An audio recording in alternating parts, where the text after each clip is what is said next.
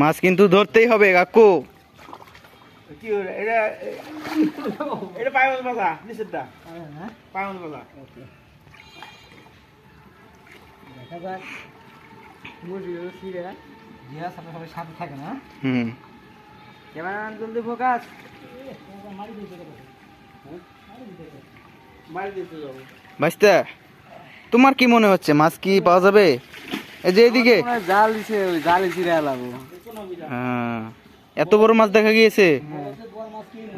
এই এত বড় বোয়াল, কত বড় কত বড়? এত বড় বোয়াল।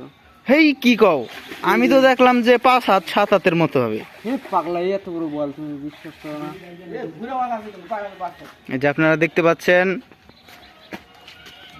একটি পুকুরে বোয়াল মাছ দেখা গিয়েছে। খুবই